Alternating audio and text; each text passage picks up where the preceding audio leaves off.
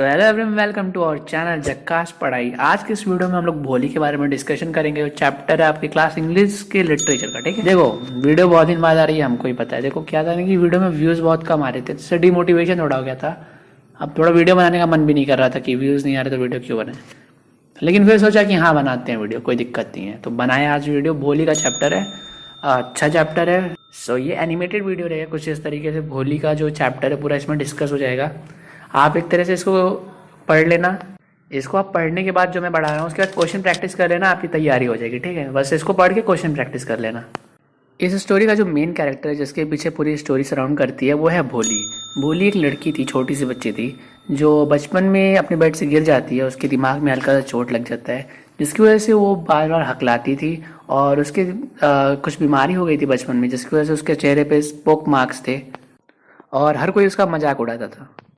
देखो, जो भोली के पेरेंट थे रामलाल, उसके 7 चिल्ड्रेन थे। 3 बेटे थे और 4 बेटियां थी, जिसमें से भोली जो थी वो सबसे छोटी थी। भोली के अलावा जितने भी बच्चे घर में थे सब बहुत हेल्दी एंड फिट थे। जो रामलाल की सबसे बड़ी बेटी थी राधा, उसकी शादी हो चुकी थी, और बीच की जो थी मंगला और चंपा, उनकी शादी होनी अभी बची हुई थी। सबकी तो चिंता रामलाल को नहीं थी, पर भोली की चिंता थी कि उसकी शादी कैसे होगी, क्योंकि बचपन में गिर जाने की वजह से उसका जो दिमाग की स्थिति थोड़ी खराब हो गई थी और उसके चेहरे पे पोक्स मार्क्स थे। वो ना ही तो सुंदर थी और ना ही इंटेलिजेंट। फिर भोली का एक टर्न चेंजिंग मोमेंट आता है जहाँ से उसकी पूरी लाइफ चेंज होती है। वो भोली को स्कूल में ले जाने वाला। देखो, भोली के गांव में एक प्राइमरी स्कूल खुला, जिसे तहसीलदार भोली के घर आए और रामलाल से कहने लगे कि आप अपनी बच्चियों को स्कूल भेजिए, और विलेजर्स के सामने कुछ एग्जाम्पल रखे ताकि वो भी अपने बच्चों को भेजना शुरू करें। आखिरकार वो दिन आ गया जिस दिन भोली को स्कूल जाना था। उस दिन भोली को अच्छे से नहलाया गया और उसको बालों में तेल लगाया गया और उसको नए कपड़े दिए गए जो उसकी बड़ी बहन की थी। एक तरीके से भोली के लिए वो कपड़े नए थे, क्योंकि भोली ने उसके पहले बहुत ज़्यादा कपड़े नहीं पहने थे, और ये जो कपड़ा उसे मिला था एक तरीके से उसके पर्सपेक्टिव से वो नए कपड़े थे। भोली को पता नहीं था कि स्कूल कैसा होता है। उसकी हेड मिस्ट्रेस ने उसको एक कॉर्नर बैठाया और भोली ये देख के सरप्राइज हो गई कि वहाँ जो बच्चे थे वो इसी के एज के थे। भोली ने क्लास में बैठ के जो पिक्चर्स लगे हुए थे उसको देखने शुरू कर दिए। उधर बकरियाँ, तोते और गाय की फोटो लगी हुई थी। तभी टीचर ने भोली से उसका नाम पूछा और भोली कुछ नहीं बोल पाई। वो थोड़ा हकलाना शुरू कर दी, स्टैमर्ड करना शुरू कर दी।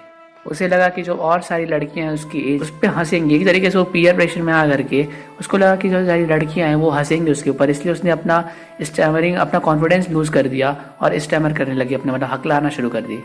और उसके बाद वो रोने लगी। टीचर ने भी भोली के इम्प्रूवमेंट में बहुत वाइटल रोल प्ले करा। टीचर ने जब उसे नाम पूछा तो भोली को पहली बार ही ऐसा लगा कि ऐसा कोई इनकरेजमेंट करे। टीचर ने ना उसका मजाक उड़ाया और ना ही उसको डिस्करेज करा। इनफैक्ट उसने इनकरेज करा और भोली को और प्रोत्साहित करा कि तुम बोलो, अपना नाम बोलो। और अंततः भोली ने अपना नाम बोला। टीचर ने भोली से कहा कि सबसे पहले अपने अंदर से अपने डर को निकाल दो, फिर उसके बाद जो होगा वो देखना। फिर टीचर ने भोली को एक बुक दिया जिसके अंदर बहुत सारे पिक्चर्स थे, कुत्ते, बिल्ली, बकरियों के, और बहुत सारे कलर्स थे उसमें। और उसको इनकरेजमेंट दिया, कि उसको एक होप दिया कि तुम इससे बड़ी भी बुक पढ़ सकती हो अगर इसको पढ़ ली तो, और फिर तुम्हारे ऊपर कोई नहीं हंसेगा। अब थोड़ा टाइम को फास्ट फॉरवर्ड करते हैं। कुछ सालों बाद तो विलेज था वो एक स्मॉल टाउन बन गया। प्राइमरी स्कूल था उसको हाई स्कूल बना दिया गया, और वहाँ पे सिनेमा होने लगे, कॉटन गिनिंग मिल, मतलब जो टेक्सटाइल इंडस्ट्री एक तरीके से बोल सकते हैं, वो आ गई। और वहाँ पे ट्रेनें चलने लगी। ऐसा थोड़ा मतलब इंडस्ट्रियलाइजेशन हो गया, थोड़ा सा डेवलपमेंट हो गया गाँव में। और भोली भी तब बड़ी हो चुकी थी। भोली के लिए एक मैरिज प्रपोजल आया था बिशंबर की तरफ से, जो बहुत रिच था। भोली की मदर बहुत ही खुश थी कि भोली को एक वेल्दी ब्राइड ग्रूम दिया है, मतलब एक अच्छा और धनी दूल्हा मिला है। बिशंबर के पास एक दुकान थी और खुद का घर था। वो उसका एज अगर आप लोग सुनोगे तो आप लोग थोड़ा सरप्राइज हो जाएंगे। उसका एज लगभग 45 से 50 के बीच में था।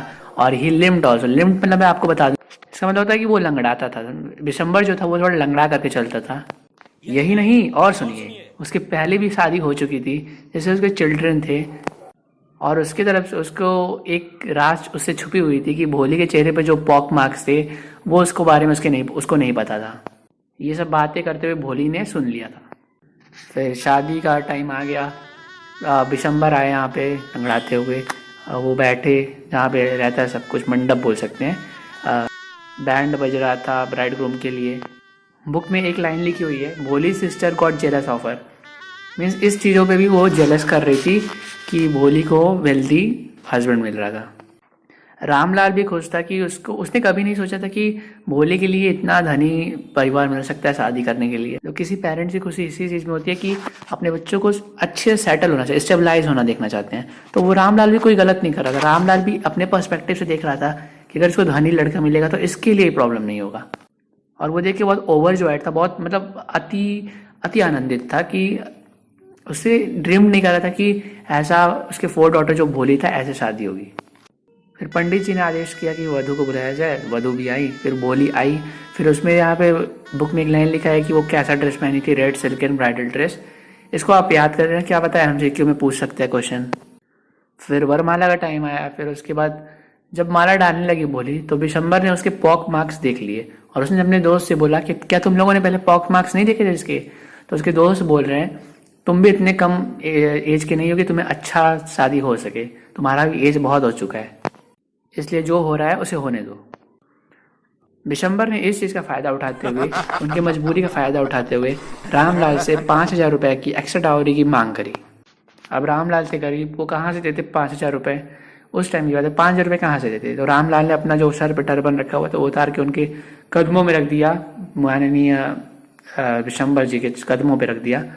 और उसके बाद इधर देखना एक चीज़ लिखा हुआ है, टर्बन के सामने इज ऑनर लिखा हुआ है। ऑनर मतलब उसका रिस्पेक्ट जो था, रामलाल अपना रिस्पेक्ट उठा करके बिशंबर के पैरों पे रख दिए थे, अपना रिस्पेक्ट। वो टर्बन एक तरह से रिस्पेक्ट को डिनोट करता है। अब बात ये आती कि क्या रामलाल ने बिशंबर को 5,000 रुपये दिए होंगे, अगर नहीं दिए होंगे तो क्या हुआ होगा। चलिए आगे समझते हैं। देखो रामलाल ने ऑफर तो पहले करा था कि भाई तुम 2,000 लेके बात निपटाओ, 2,000 लेके शादी कर लो, लेकिन वो ठहरा, आप जानते हैं वो ठहरा, मैं क्या बोलूँ, उसने नहीं लिया और उसने इनकार कर दिया कि मैं 2,000 नहीं 5,000 रुपये लूँगा। फिर उसके बाद रामलाल रोने लगे। फिर इंतजाम करके उन्होंने 5,000 रुपये का इंतजाम करा और बिशंबर के फिट पे रख दिया और बिशंबर फिर राजी हुआ। फिर वरमाला का टाइम आया। फिर भोली का वो उठाया गया। फिर भोली ने एकदम स्ट्रेट बिशंबर को देखना शुरू करा। जो देखते टाइम ना ही एंगर था और ना ही हेट था, बस एक उसकी आंखों में उसने लगातार देखती रही। जैसे ही बिशंबर ने अपना हाथ उठाया गार्लैंड को, मतलब जो वरमाला रहता है उसको डालने के लिए हाथ उठाया, वैसे ही भोली ने उसको दिया खींच के और फायर में फेंक दिया, आग में जला दिया। और उसने बोला, उस खड़े मंडप में उसने खड़े होकर के बोला कि वो बिशंबर से शादी नहीं करेगी। और अपने पिताजी को कहा कि आप पैसे वापस ले लीजिए बिशंबर को जो दिए थे 5,000 रुपये। भोली ने बाद में कहा कि वो तैयार थी कि वो ओल्ड लेम लंगड़े आदमी से शादी कर लेगी, लेकिन जब बाद में वो ग्रेडी निकला तो वो थोड़ा सा हेटफुल वाला भोली को बेकार लगा।